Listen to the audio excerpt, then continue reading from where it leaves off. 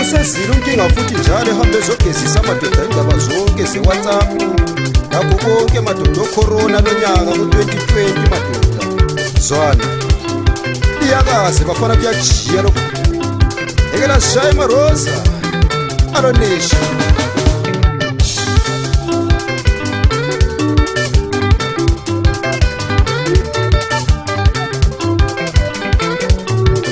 umnyaka lo-2020 kanti velo njani mama umotshintshelo zabantu nje umnyaka lo-2020 kanti velo njani bomalayisha umotshintshelo zabantu nje umnyaka lo-2020 kanti velo njani baculi umotshintshelo zabantu nje umnyaka lo-2020 kanti velo njani baculi umotshintshelo zabantu nje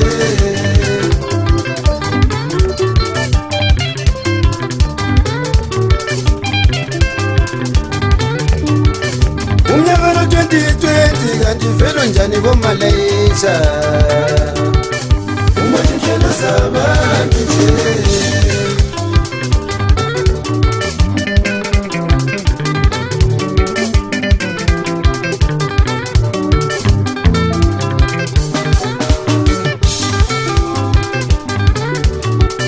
umnyaka lo-2020 kanti velo njani mama umotshintshelo zabantu nje umnyaka lo-2020 kanti velo njani marosa umotshintshelo zabantu nje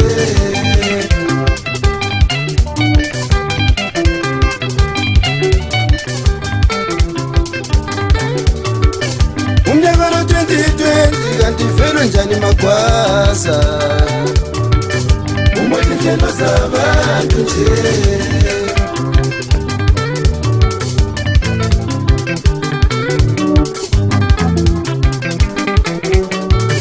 umnyaka lo-2020 kanti velo njani magwaza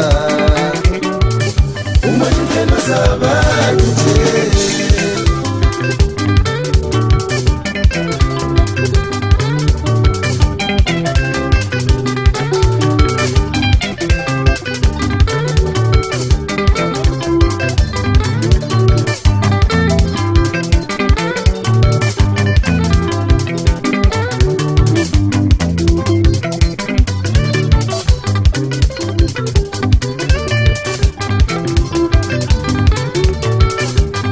suze waphela labantu bethu bengelazo isifundo mama umotshintshelo zabantu nje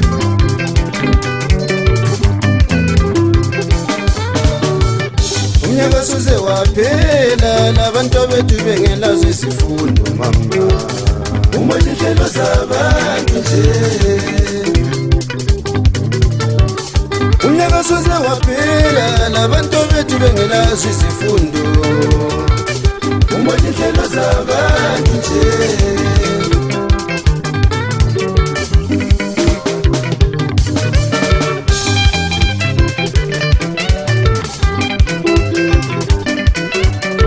ayiphakame bafana azitshayi liyakaze bafana kuyajiya lokhu alo story ishumana isho thenjiweyo madoda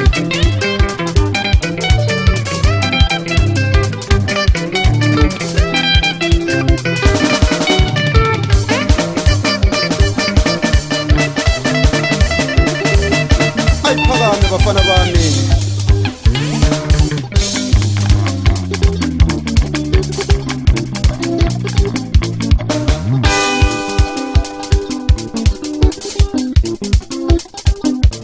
right ngithole le ndaba isahluzwa abadala behleli phansi bekhuluma ngalo ubhubhane lolo lwecorona madoda Ngithi mina njengebhende encane yaselupana unkinga umathrabuli umfana kogesi ungatheni sengilandela ke mpholisha ngilungisa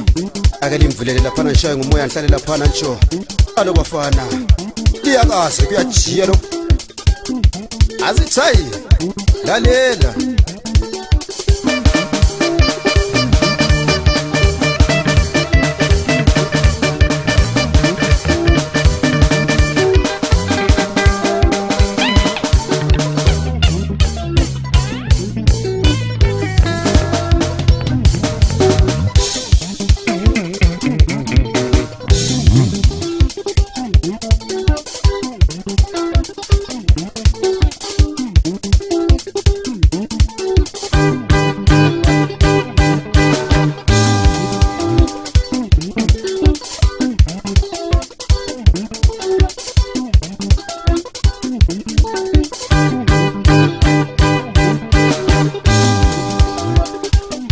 uyaxwalisa uhulumende emadoda hayi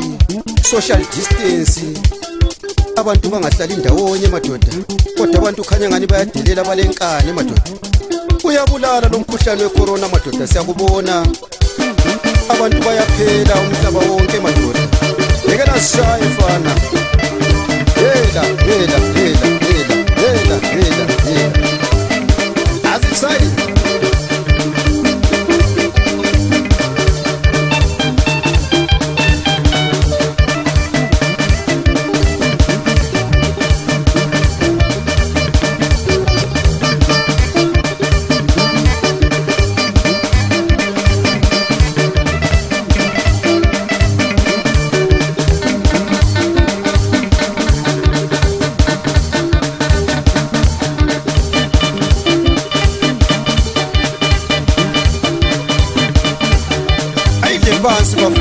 phansi bafana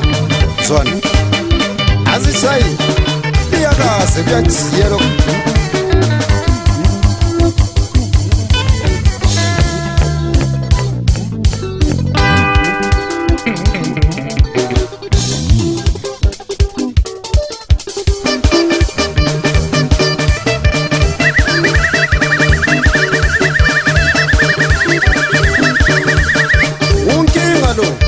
azithayi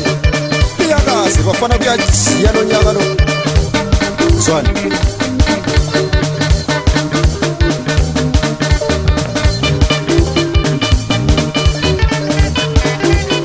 bayadelela laba bantu bafuna induku bafuna umzatha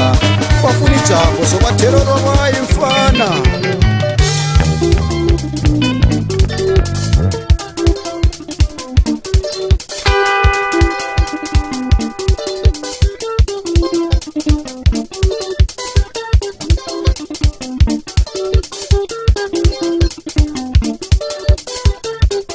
lani khona ngapha emalayini nabo zupho khonapho ngeke ukuxokozela laphana ntsho social distance bangapho roba abantu mani ngeke lazishayefa bayadelela laba bantu bafuna umzatha mfana bayadelela laba bantu bafuna umzatha bayadelela laba bantu bafuna induku bayadelela laba bantu bafuna umzatha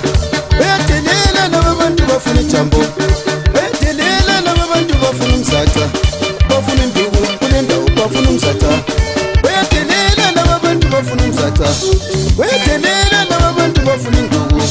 bayadelela laba bantu bafuna umzatha bafuna induku bafuna umzatha bayadelela laba bantu bafuna ijambo bayadelela laba bantu bafuna umzatha isho khonapho kozupho lekele ukuxokozela laphana ntsho lani kodweja khona ngapho selisidla imali yenu kwafana ufice lingasalaleli zwana alo matrabuli alo nkinga alofana ngeke lazishaye alo maroza ungaphi umakhini ungaphi ugabaza abafana bamase kunje alo maveti alo shayinasi alo sibula alo fana ngeke lazishaye mani lalela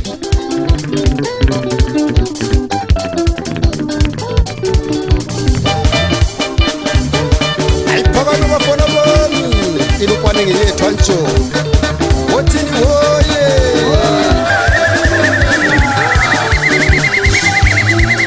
bafana for abantu mfana ake ninikeze isitulo nihlale lapha ngishaye ngumoya njo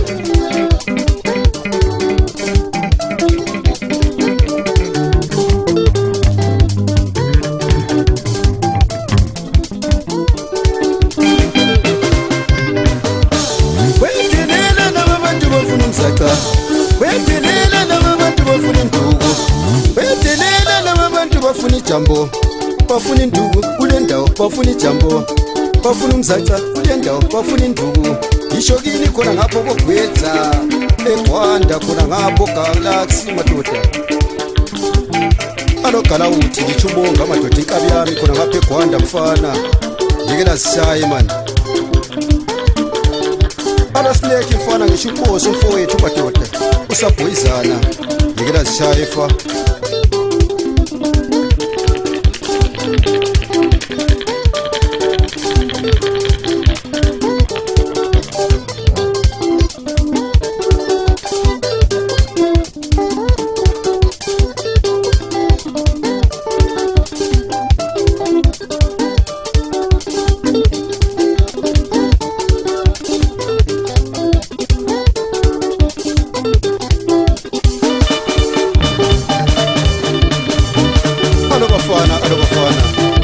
alogala uthi khona ngapho mfana eBhina khona ngapho eGwanda mfana zwana yegala uthi mfowethu awuzwe lonyaka ukuthi ngizikhuza kanjani indaba yecorona yekela zishaye fa ungaphuma roza mase kunje thintita mfana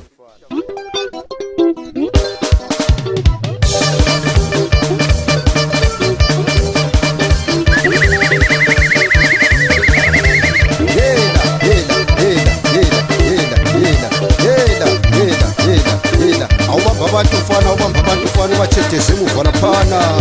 ufuna ukembone leziyane zithathana laphana ukuthi zenza kanjani yekela zishaye fa iyakaze kuyajiya lo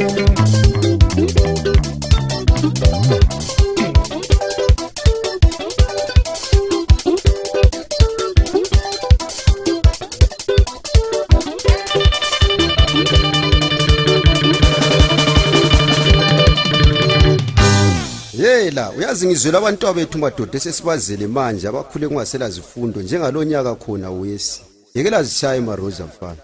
alonesi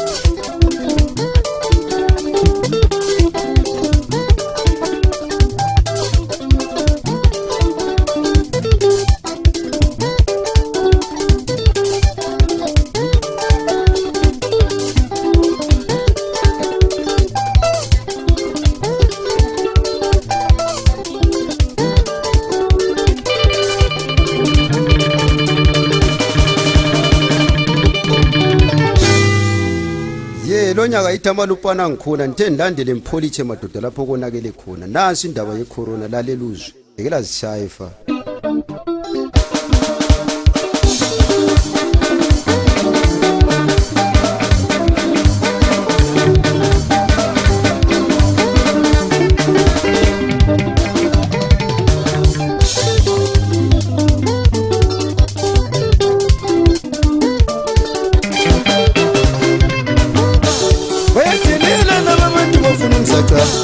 wedelela laba bantu bafuna induku wedelela laba bantu bafuna umzaca wedelela laba bantu bafuna induku kule ndawo bafuna umzaca kule ndawo bafuna induku kule bafuna ijambo kule ayekela zishaye fa social distance laphana ntsho ndingayenza inkani salithela umzaca lapho kodwa iyakaze bafana kuyajiya lokho azitsaye